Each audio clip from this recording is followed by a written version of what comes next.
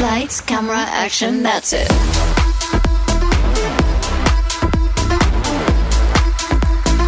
Lights, camera, action, that's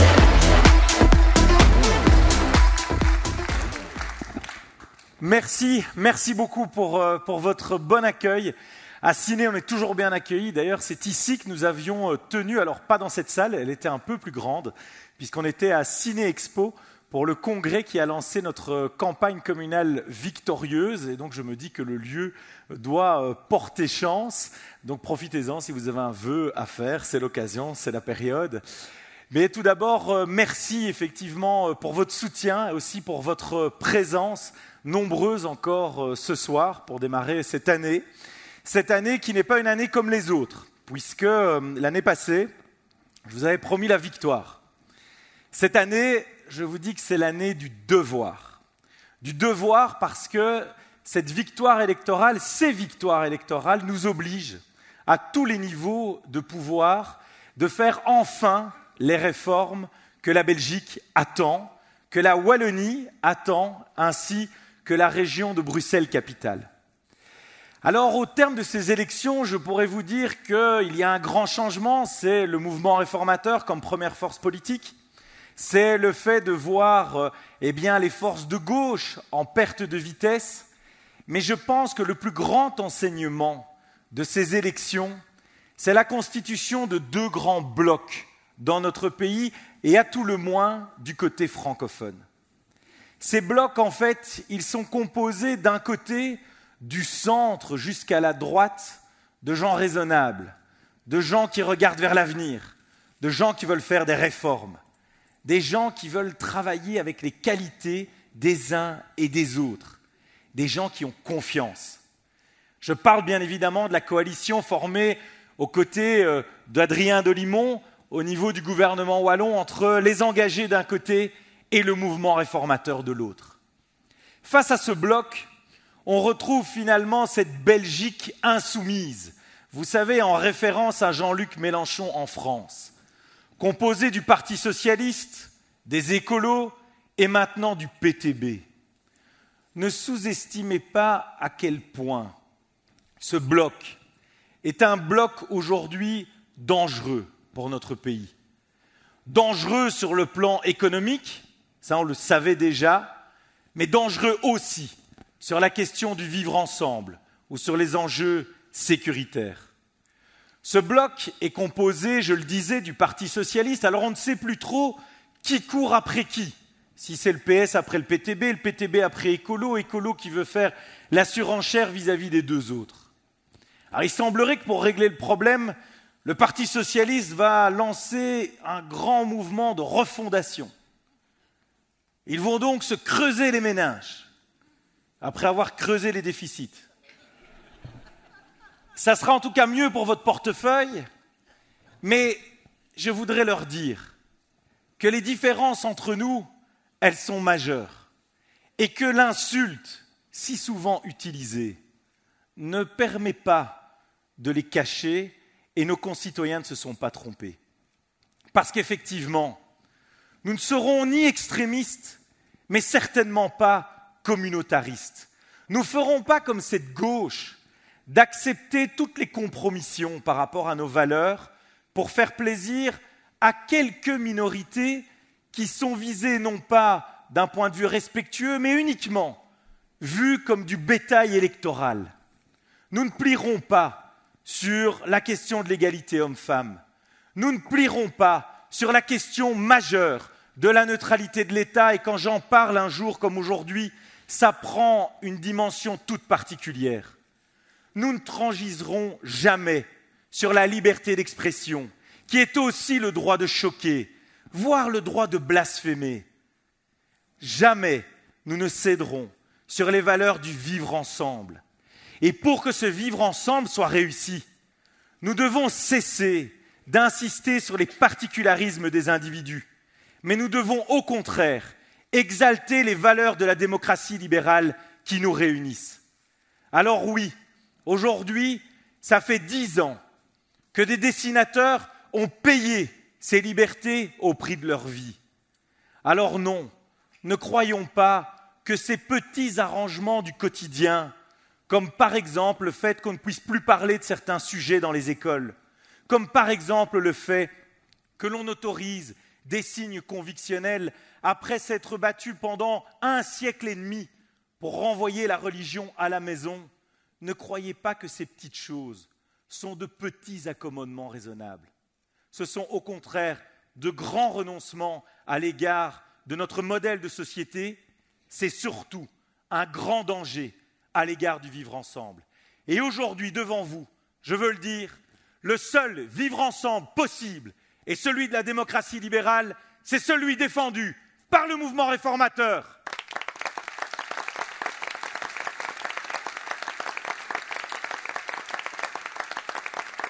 Alors, nous serons bien sûr solidaires, considérant que la première politique sociale, c'est celle qui donne un emploi à chacun. Mais nous ne serons certainement pas clientélistes. Oui, il y a de l'ordre à remettre dans les politiques sociales de notre pays. Oui, il faudra, et ce sera l'une des réformes les plus importantes, transformer complètement le Forem, revoir tout le paysage de la formation professionnelle. Parce que je le disais, il faut arrêter de prendre les gens par la main pour les assister toute leur vie. Il faut leur donner les outils pour qu'ils prennent leur vie en main. Parce que j'ai la conviction, et c'est la raison pour laquelle je suis libéral, que chaque individu veut faire quelque chose de sa vie. Alors on a certainement gagné les élections sur cette thématique du travail. Maintenant, il va falloir faire les changements. Et ces réformes, elles ne vont pas plaire à tout le monde.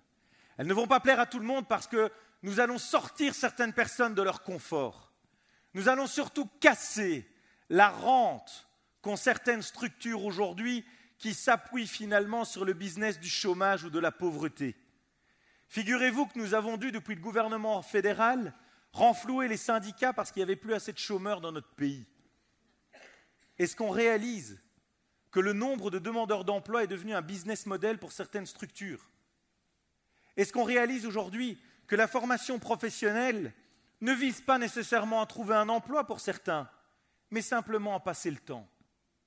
Ces réformes, on devra les faire, parce que c'est là-dessus qu'on est attendu. Parce que la grande différence entre un libéral et les autres, c'est que le libéral fait confiance en l'individu. C'est que le libéral veut faire en sorte que vous puissiez prendre votre vie en main pour qu'à la fin de celle-ci, vous puissiez vous dire que vous en avez fait quelque chose. Parce qu'un libéral croit qu'il n'y a pas de société heureuse sans travail. Alors ces valeurs, on va les porter haut et fort, du côté régional, mais aussi du côté du gouvernement fédéral.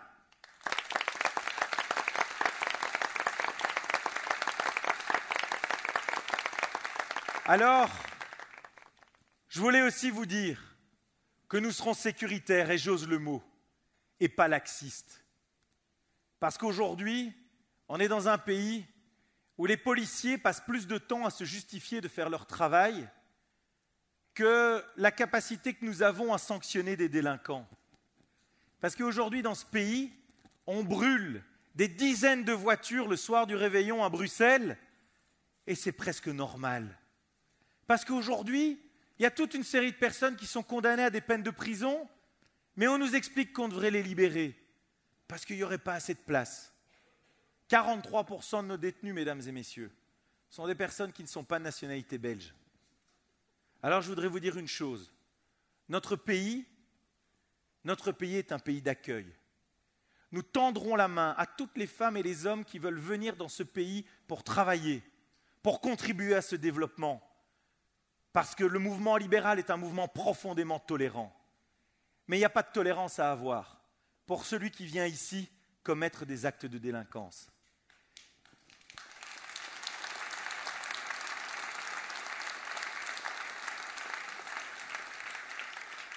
Et il n'est pas question non plus que des multirécidivistes puissent encore sortir au tiers de leur peine. Il n'est pas question que l'on puisse accepter tous les délits en considérant qu'il y aurait peut-être des causes d'excuse.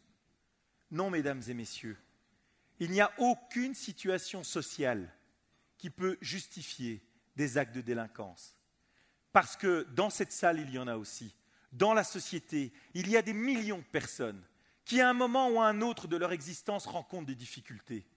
Ce n'est pas pour autant qu'ils vont détruire des abribus. Ce n'est pas pour autant qu'ils s'en prennent aux autres. Ce n'est pas pour autant qu'ils commencent à voler. Alors aujourd'hui, mesdames et messieurs, je veux vous le dire, dans le cadre de ces négociations fédérales, le renforcement de l'arsenal judiciaire, le soutien aux forces de police, aux pompiers, à toutes les femmes et tous les hommes qui veillent à notre sécurité sera un élément non négociable. Parce qu'avec le mouvement réformateur, chaque concitoyen doit pouvoir se sentir en sécurité à n'importe quel moment et à n'importe quel endroit.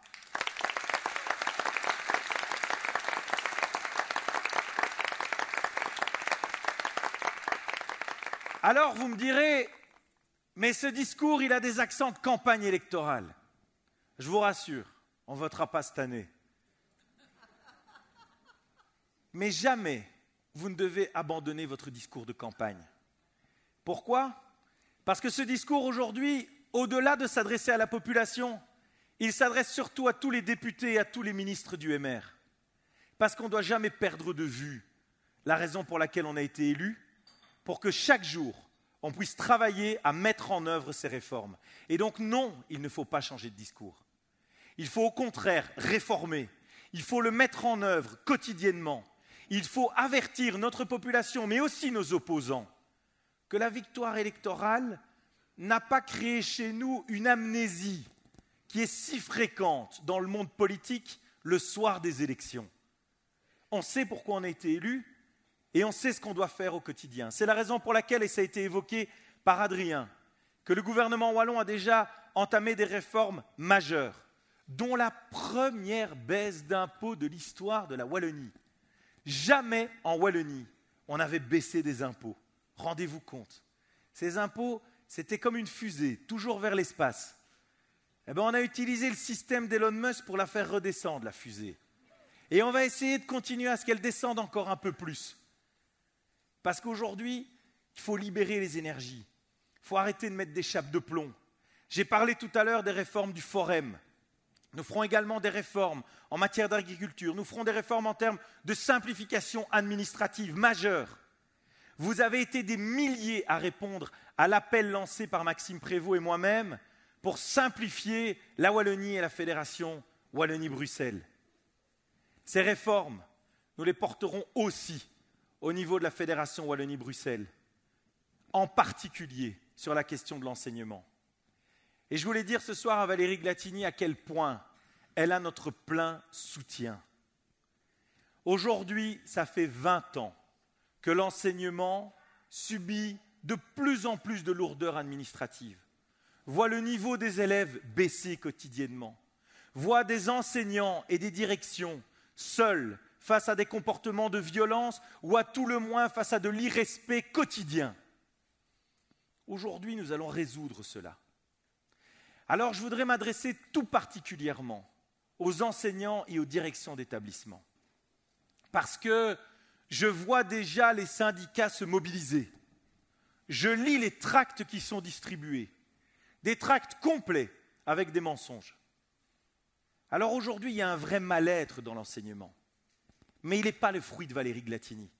Ce n'est pas l'arrivée de Valérie Glatini il y a 5 mois qui a créé ce mal-être. C'est une mauvaise gestion des 20 dernières années. Alors, oui, on va devoir réformer. Oui, on va corriger des choses du pacte d'excellence. Oui, on va réinstaurer l'autorité. Mais que les enseignants et les directions d'établissement reçoivent cette main tendue, qu'ils n'aient pas peur. Ces réformes seront pour améliorer l'enseignement, pour mettre l'élève au cœur du système de santé. Et je le dis aussi aux organisations syndicales. Ces réformes, on veut les mener avec chacune d'entre elles. Nous tendons la main. Mais si les syndicats préfèrent faire le jeu de certaines formations politiques, en étant le bras armé de la gauche, tantôt du PTB, des écolos ou du PS, ça ne nous détournera pas de nos objectifs. Ce que la gauche a perdu dans les urnes, elle ne le gagnera pas dans la rue. Le cap est clair, et même si les vagues sont hautes, le cap ne changera pas, nous réformerons, pour un enseignement de qualité.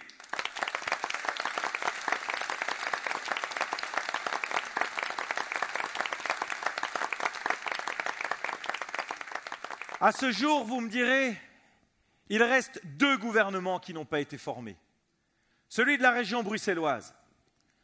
Alors, vous pouvez penser que c'est une drôle d'idée de vous parler de la formation du gouvernement bruxellois ici, dans la province qui a la capitale de la région wallonne.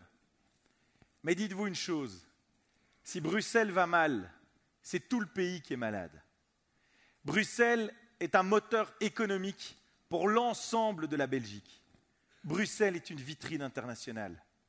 Bruxelles est la carte de visite de la Belgique à travers le monde, particulièrement de par son statut de siège de nombreuses organisations internationales. Alors, vous avez peut-être vu que le Parti socialiste nous explique que ça n'est pas possible d'entrer dans un gouvernement bruxellois parce que la N-VA serait présente dans la majorité flamande. Ça ne fait juste que 10 ans que le PS négocie avec la N-VA, me direz-vous. Pendant plus de 2 ans, sur ces 10 dernières années, ils ont négocié. Ils ont négocié des accords de gouvernement. Et aujourd'hui, on vient nous expliquer que 2 députés N-VA, c'est leur nombre total, seraient un danger pour Bruxelles. Mais est-ce que vous ne pensez pas que le danger pour Bruxelles, ce sont ces dizaines de personnes qui brûlent des voitures le soir du Nouvel An? Ce sont ces personnes qui dealent au vu de tout le monde dans des communes comme Anderlecht, comme Molenbeek, à l'entrée des gares? Vous ne pensez pas que le danger de Bruxelles, c'est le radicalisme religieux? Vous ne pensez pas que le problème de Bruxelles, c'est son déficit budgétaire abyssal? Et je vous demande d'y être attentif, parce que le déficit budgétaire bruxellois pourrait bien entraîner les autres entités du pays, ainsi que la Wallonie, mais aussi le gouvernement fédéral. Est-ce que le vrai problème de Bruxelles aujourd'hui, ce n'est pas son taux d'emploi? Ce n'est pas sa mobilité? Alors vraiment ce soir, je vous demanderai en tant que Wallonne et Wallon de soutenir nos élus bruxellois, et en particulier David Lester, parce qu'il est aujourd'hui le seul à se démêner pour essayer de trouver une solution pour notre région capitale. Et je sais que vous aimez notre pays, et toutes celles et tous ceux qui aiment notre pays aiment sa capitale. Alors, mesdames et messieurs, nous mettrons tout en œuvre, nous prendrons tous les risques, mais nous ne laisserons pas tomber la capitale, et nous rendrons à Bruxelles les lettres de noblesse que notre capitale mérite.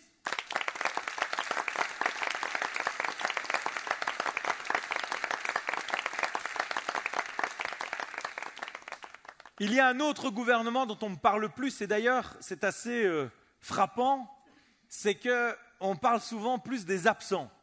Tout le monde me parle du gouvernement fédéral en ce moment. Alors je suis sûr que vous voulez un gouvernement fédéral.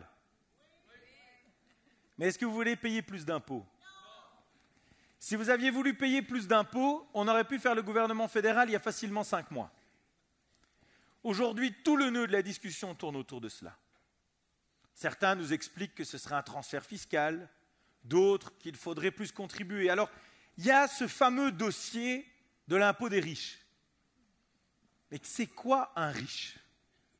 Est-ce qu'un riche, c'est quelqu'un qui a un deuxième bien immobilier? Est-ce qu'un riche, c'est quelqu'un qui est à la tête de sa PME? Est-ce qu'un riche, c'est quelqu'un qui aujourd'hui a une voiture de société? Est-ce qu'un riche, c'est quelqu'un qui a un avantage ou deux en nature, un téléphone, un ordinateur? Est-ce qu'un riche, c'est quelqu'un qui aujourd'hui gagne 4 ou 5 000 euros net par mois dans un ménage? Moi, je ne le crois pas. Je pense qu'aujourd'hui, nous devons aider tous les travailleurs de notre pays, de ceux qui sont à 1 200 euros jusqu'à ceux qui sont au-delà. Nous devons aujourd'hui, surtout, dans le pays le plus taxé du monde, arrêter de vouloir inventer de nouvelles taxes. Un jour, le Père Noël ne voudra plus venir parce que certains auront l'idée de taxer ses rennes. On en est là.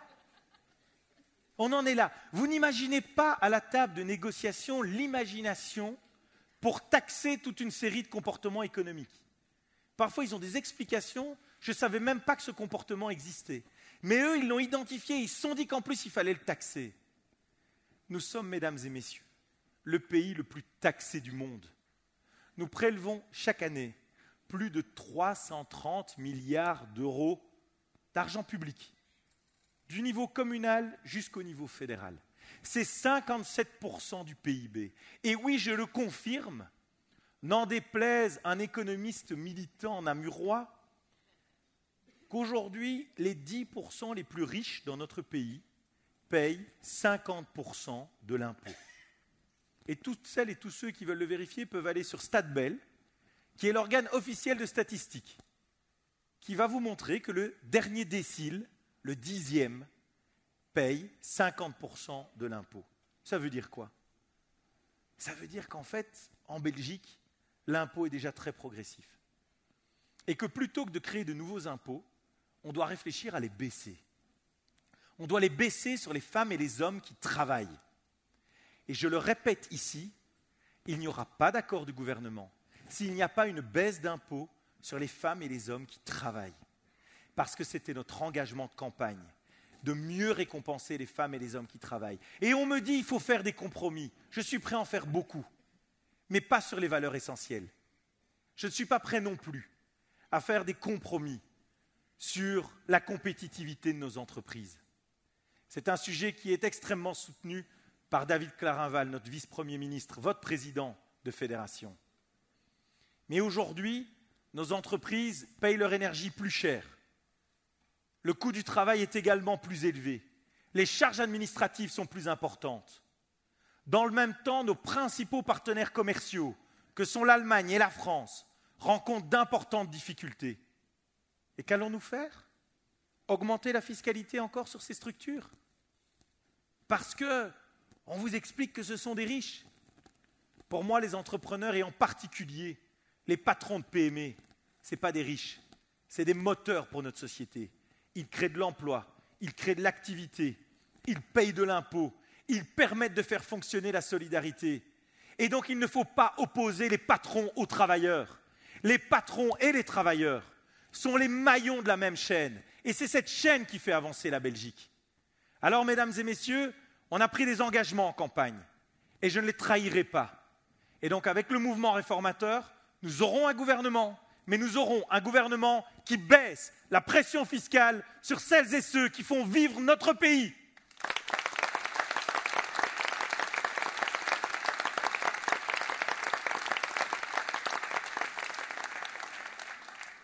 Cette formation fédérale devra aussi faire en sorte de replacer notre pays sur la carte, de rompre avec toute une série de tabous, d'aligner nos règles de chômage sur le reste des pays européens, de faire en sorte que les vrais malades soient mieux accompagnés et pris en charge, mais que les malades imaginaires, car ils existent, soient sanctionnés, que les faux certificats disparaissent.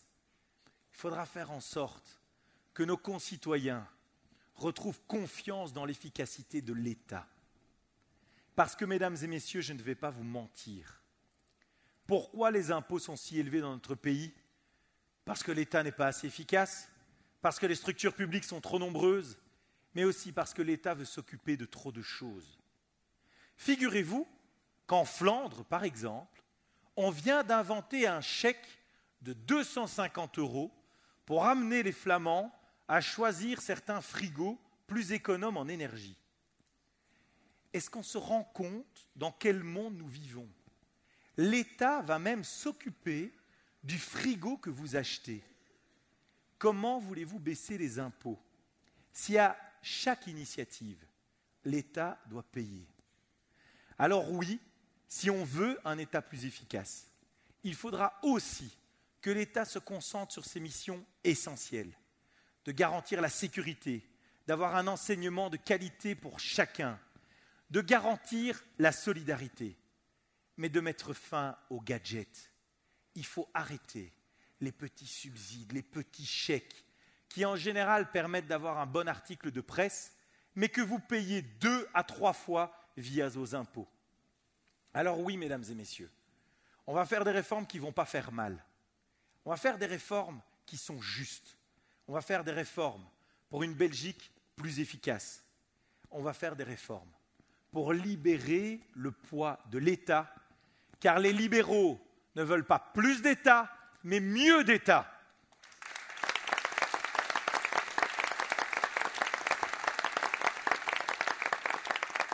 Alors, un dernier mot pour vous parler de notre formation politique. Pour vous dire merci tout d'abord pour la victoire électorale de 2024, mais aussi pour vous assurer que cette victoire électorale ne doit pas être une parenthèse enchantée. Nous devons durablement être la première force politique francophone, car ces réformes vont prendre du temps. Parce que si nous réformons notre pays, ce n'est pas pour permettre à d'autres de reprendre les mauvaises habitudes quelques années plus tard. Parce que fondamentalement, je suis convaincu, nous sommes convaincus que le projet libéral est celui dont la Belgique a besoin. C'est la raison pour laquelle dans les prochains mois, nous allons renforcer notre centre d'études. Et je vous invite toutes et tous à participer à la réflexion, à amener votre expertise, car vous avez tous une expertise. Vous avez l'expertise la plus importante, qui est celle de l'expérience de votre vie, de vos compétences, du métier que vous exercez au quotidien, des situations que vous vivez. Nous allons également lancer dès le mois de février une tournée dans toutes les provinces de Wallonie, mais aussi de Flandre, ainsi qu'à Bruxelles, pour expliquer nos politiques, pour vous écouter. Car je l'ai dit tout à l'heure, le cap est clair. Les réformes, nous les ferons. Mais leur mise en œuvre sera bien évidemment laissée libre à votre réflexion, à vos apports. Car on ne peut pas réformer tout seul. On doit réformer avec vous pour que ces réformes soient réellement efficaces.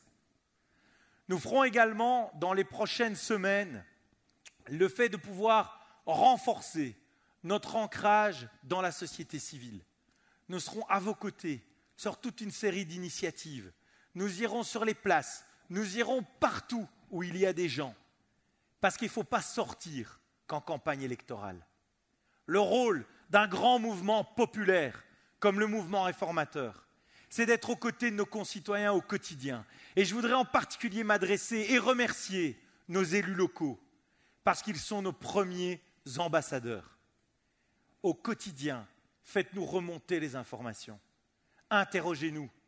Nous vous enverrons toutes les informations. Nous serons présents sur le terrain. Ce sera le cas pour tous les députés du MR, pour les ministres également.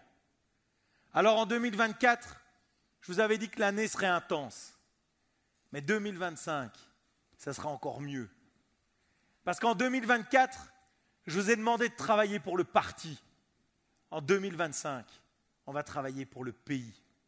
Alors je vous souhaite une excellente année 2025 et n'oubliez pas, avec le MR, l'avenir, c'est clair.